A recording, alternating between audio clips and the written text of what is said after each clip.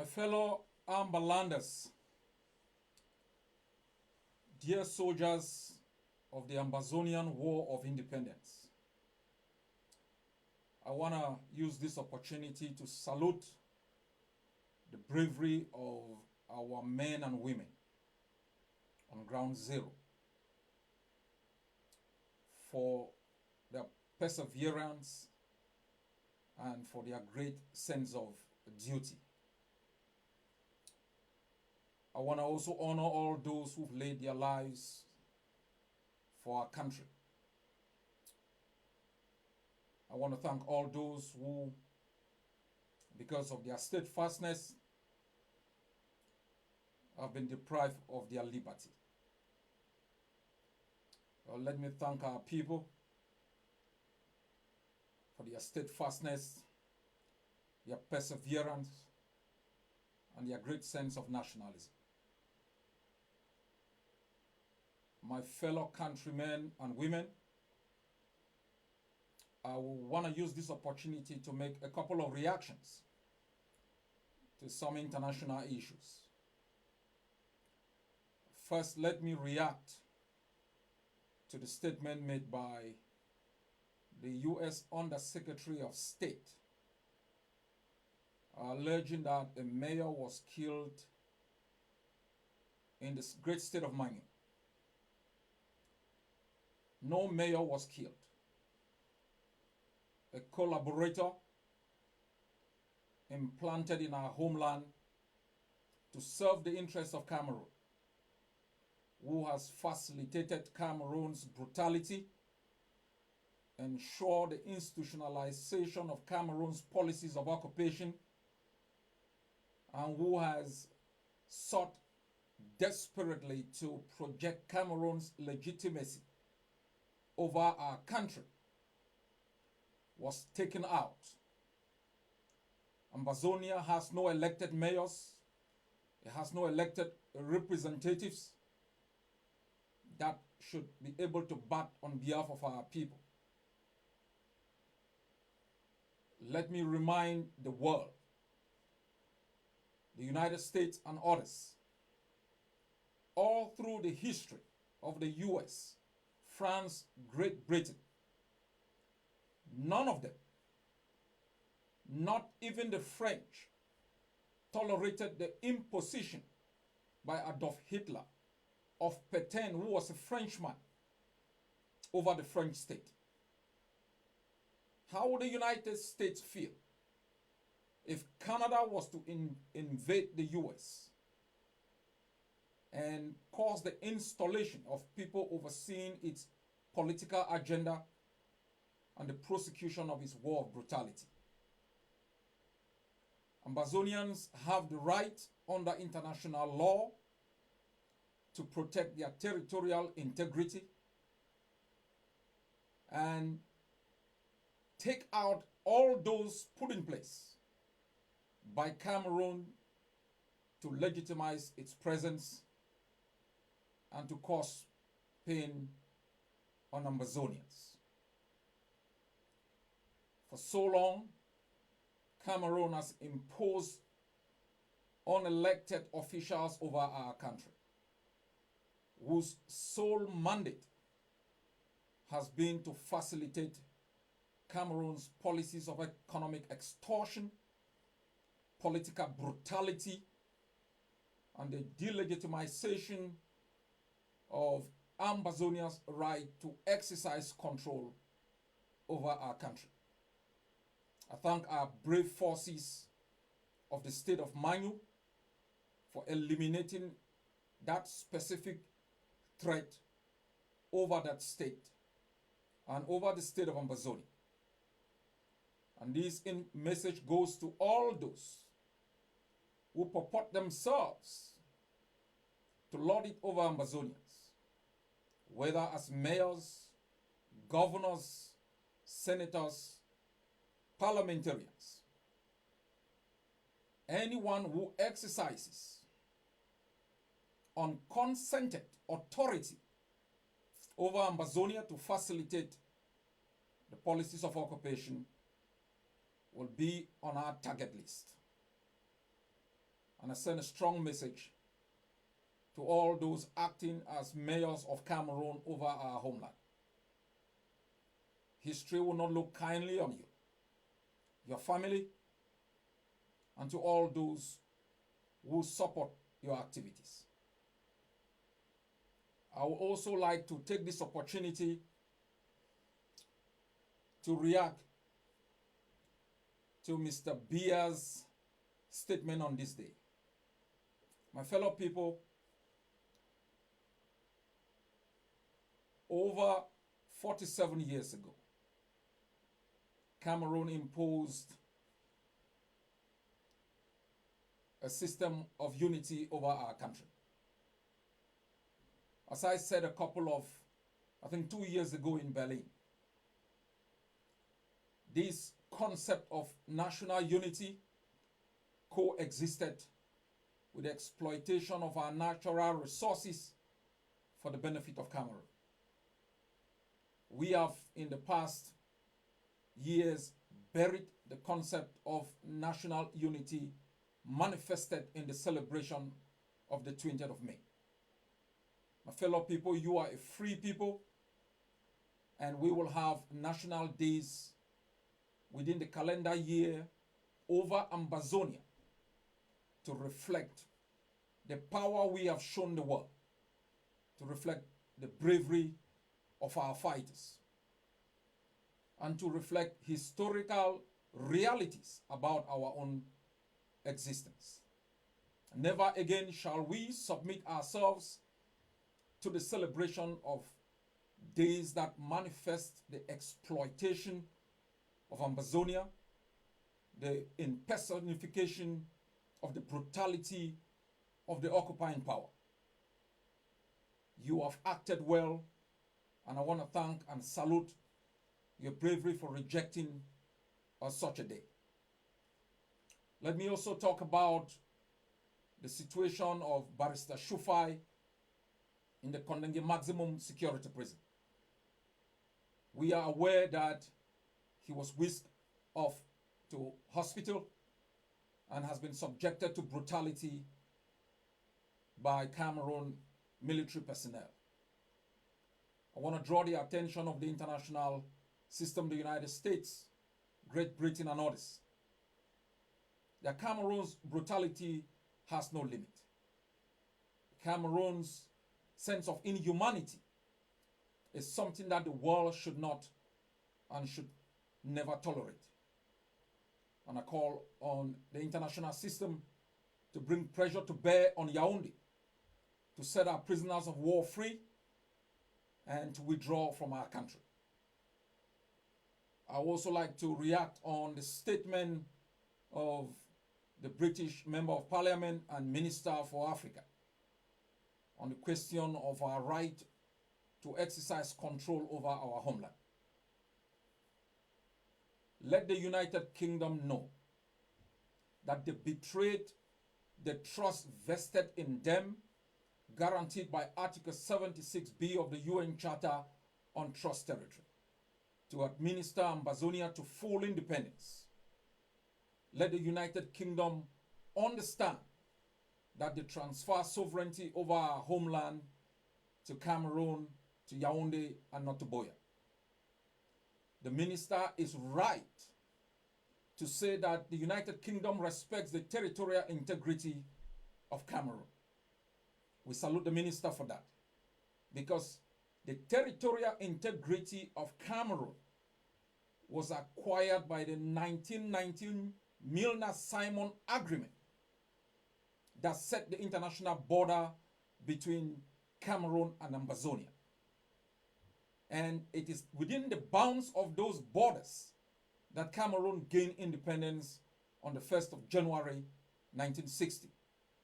And so the minister is right that the United Kingdom should respect the territorial integrity of Cameroon. But that territorial integrity does not extend to the territory of Ambazonia. And we will call on the United Kingdom to look at this carefully and change its policy towards our country. Cameroon's presence in our country has no mandate, either internationally or based on the consent of our people. The right to exercise power over Amazonia is illegal and should be attacked by any international system or country. My fellow Amazonians, let me also make a short statement concerning Switzerland's continuous manipulation as far as the Amazonian question is concerned. We have said repeatedly, the only internationally recognized negotiated process that we will be part of will be one that is multilaterally driven, that involves more than one country, has a mandate through a United Nations General Assembly resolution, that has the commitment of the international system to ensure the validity of the process through its concrete, well-defined participation, and with an insurance policy to ensure the implementation of the outcome of any negotiated settlement with Cameroon. And the Swiss government has not played that role. We are aware of Switzerland's politics in terms of negotiations. We are aware of the role it played in the conflict in Syria. We are aware of the role it has been playing in the conflict in the Central African Republic. As evidence has come out today, we also know nationalists from within Cameroon, like Felix Mumi, was murdered in Switzerland. Switzerland is the country where Mr. Biya has banked all the ill-gotten wealth that it has amassed through exploitation and extortion in Amazonia. And Switzerland, though it has leverage over Cameroon, has not used that leverage to force Cameroon to commit to the process.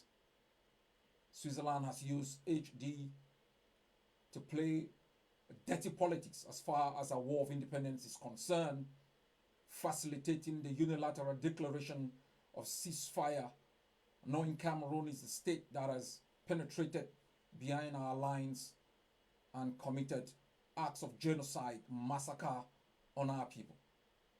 As far as we're concerned, the Swiss rule is unacceptable and must come to an end.